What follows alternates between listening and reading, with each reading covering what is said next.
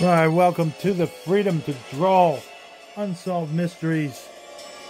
Today's case is of a missing person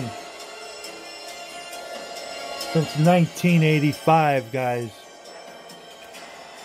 This is the case of Dottie Caylor. We're going to draw her today and tell you a little bit about her story, too.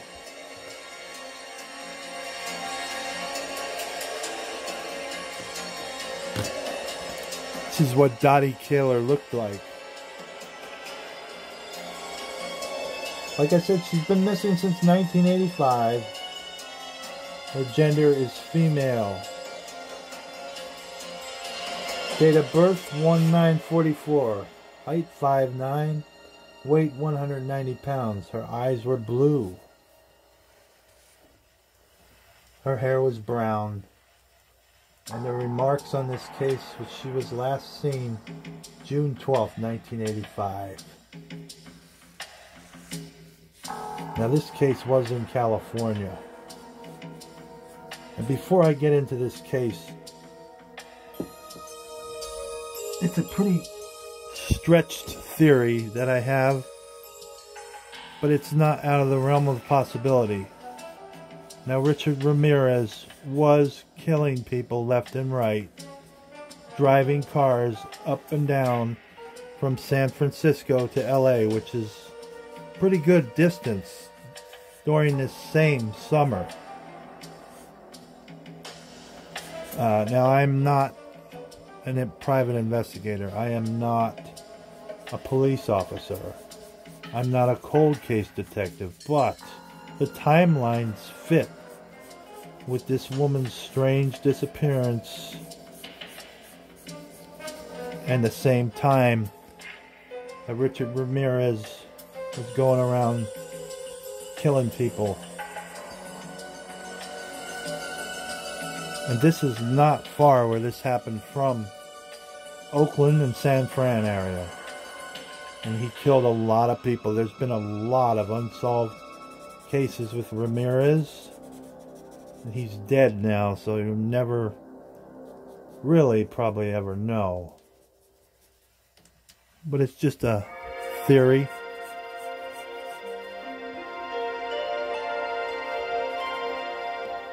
Now granted, I did just watch the Night Stalker case, and it is fresh in my mind, but the time and the geographic positioning line up.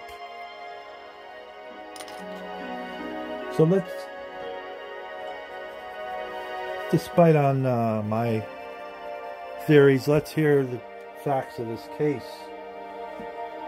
On June 12, 1985, Jule Caylor drove his wife Dottie to a train station in Pleasant Hill, California, 18 miles from Oakland. Dottie entered the station and purchased a ticket, although a simple task performed by millions each day. For Dottie Caylor, purchasing the ticket was a test of courage. See, Dottie suffered from agoraphobia, an irrational and overwhelming fear of being in public places and public situations. No one knows for sure if she actually boarded the train, because since that day, there has been no trace of Dottie Caylor. At first, friends thought Dottie may have left to escape an unhappy marriage and start a new life in another city. But as the months and years went by, there was no word from Dottie. Dottie's sister, Diane Rusnak, believed Jule was to blame for Dottie's disappearance. I think that Dottie could have disappeared to get even with her husband, who had disappeared on her for half of her married life. Dottie married Jule Caylor in 1973, and the young couple settled in the Oakland suburb of Concord. According to Jule, as Dottie grew older, her home became a self-imposed prison. Dottie had what doctors called agoraphobia. She would stay inside most of the time. She couldn't even apply for a job, much less hold one down. This was a real problem. Dottie's and Jule's marriage eventually deteriorated. Dottie was often home alone because Jule worked out of town, and over 50% of the time he was out of town. Then in November 1981, their relationship erupted in violence. Dottie's friend Paula Powers recalled Dottie's first physical altercation with her husband. She told me they had gotten in an argument. It escalated to the point where he finally hit her with a board or something, and she did grab some scissors and said, "You keep away from me," and protected herself.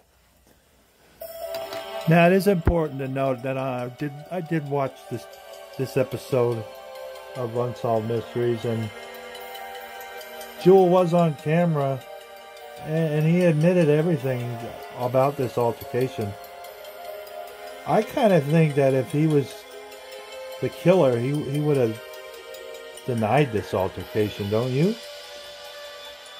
Am I the only one that thinks this? Like, I mean, he would want to try to deflect any kind of violent tendencies away from himself when it came to Dottie. If he was being accused of,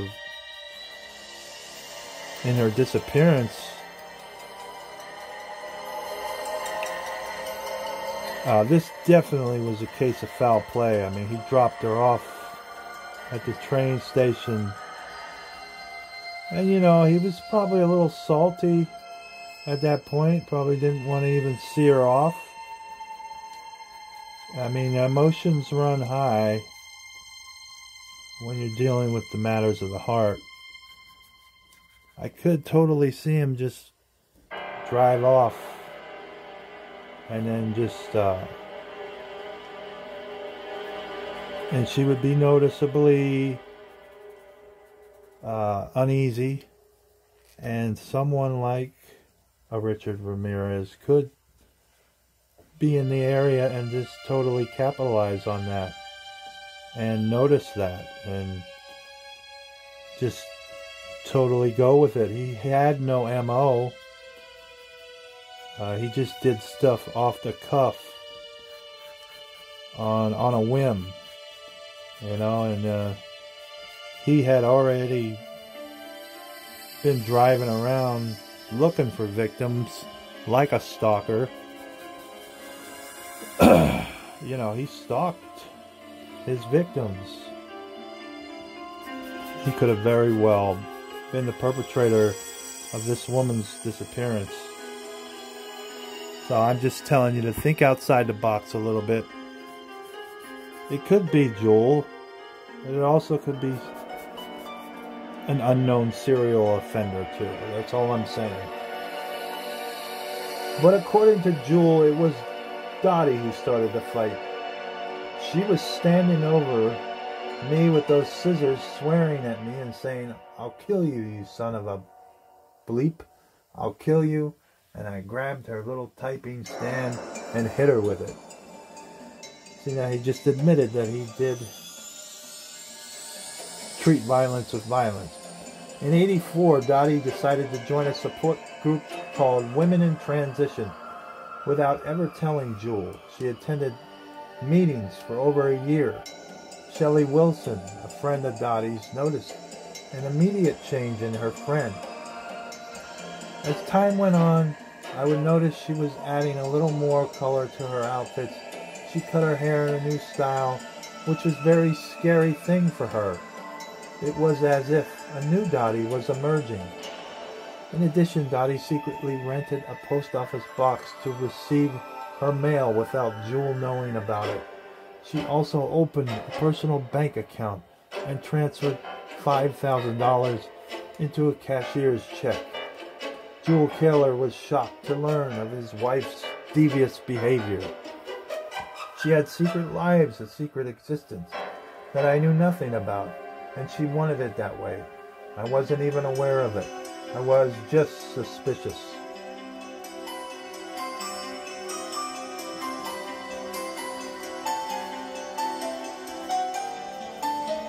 I mean, when you watch the episode, Jule seems like a pretty open book to me. Yeah, he doesn't seem like he's trying to conceal anything. He's telling you like it is. He's telling you he hit her with a little piece of furniture when she got mouthy. And she was violent towards him. They were both violent towards each other. That doesn't make him a killer in my eyes.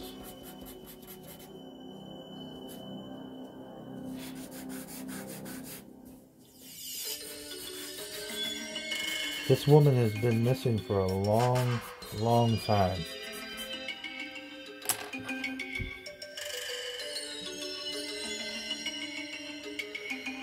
Then 1 month before Dottie's disappearance, Jule told her he had accepted a job transfer to Salt Lake City, and he recalled Dottie's reaction. Dottie had said in the event that I got transferred to this job that she was not interested in going with me, so I wasn't expecting her to go with me, and wouldn't even have wanted her to, I guess. According to Jule, just a few days before he was to leave for Salt Lake City, he drove Dottie to the train station. Jule was certain that Dottie had her purse, as well as her overnight bag, as she walked in the train station the last time. But he can't be sure that Dottie ever boarded the train. And I dropped her off, and she walked around the corner of the station and disappeared. The next day, Jule took the train home from work. In the train station parking lot, he was surprised to find Dottie's Volkswagen parked next to his car. So I walked over and looked inside, and then I noticed her purse, and that was very, very strange to me.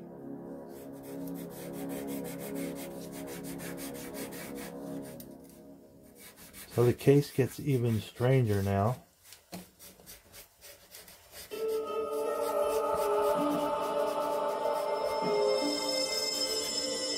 Shelley Wilson also found it strange that Dottie left her purse behind. She told me how important it was to her to have her purse with her at all times. That's one of the things that made me feel so terribly upset when I realized that she had not taken her purse with her.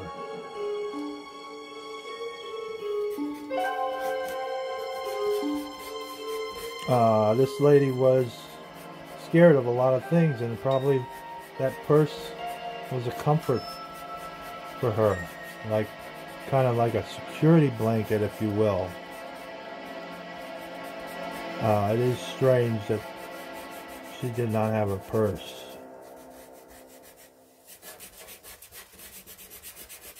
And I don't think Jule would have came back and tried to... the episode said he left notes on her car over past next couple of days after her disappearance, leaving her notes saying, wherever you are, I want you to come back, I'm sorry. And these notes were recovered,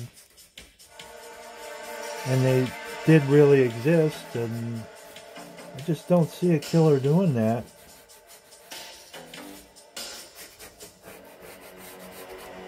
I don't think, in my opinion, it's someone other than the husband that did it. If it was foul play. We don't even know if it was foul play, though. She just disappeared in that train station, never to be seen again.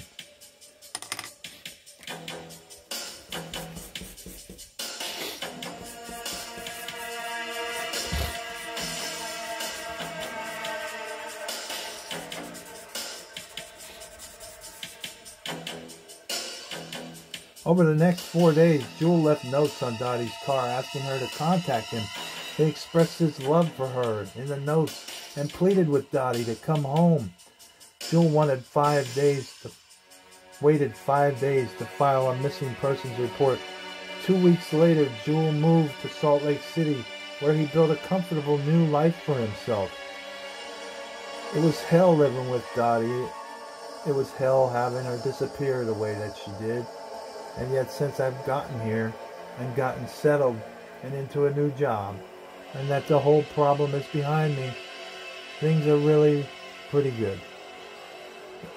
Many years have passed and still no one knows if Dottie Caylor left to escape an unhappy marriage or if she was simply the victim of foul play. The Concord Police Department is still treating Dottie's disappearance as a homicide. Police do not consider Jule Caylor a suspect, but a person of interest.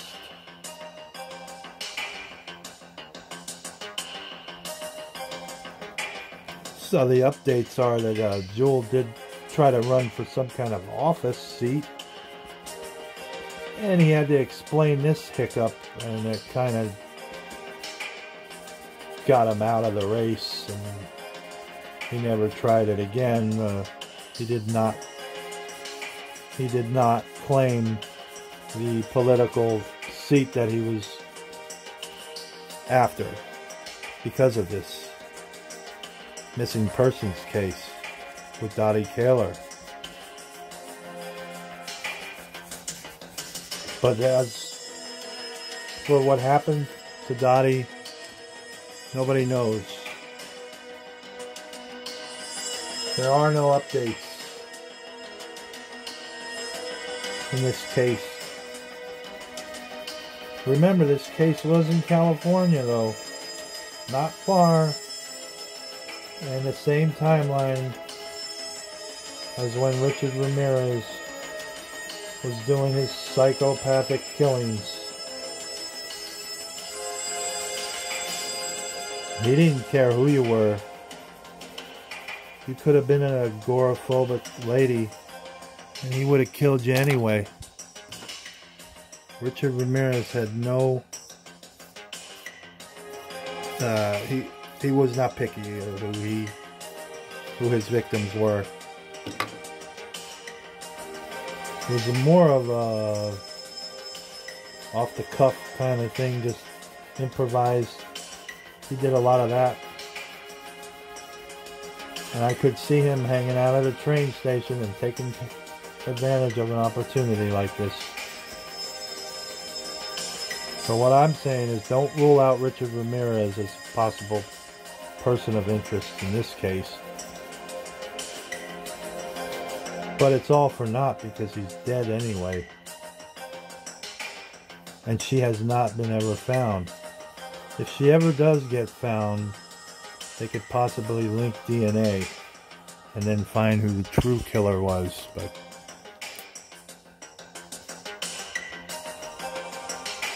I am not certain if they ever will find this lady. That is why it's an unsolved mystery, guys. And this is the case of Dottie Caylor, guys. And this is kind of what she looked like.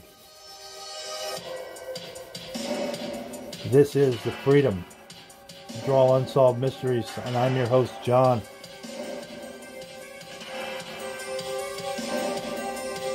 This still is an active case in the California Police Department.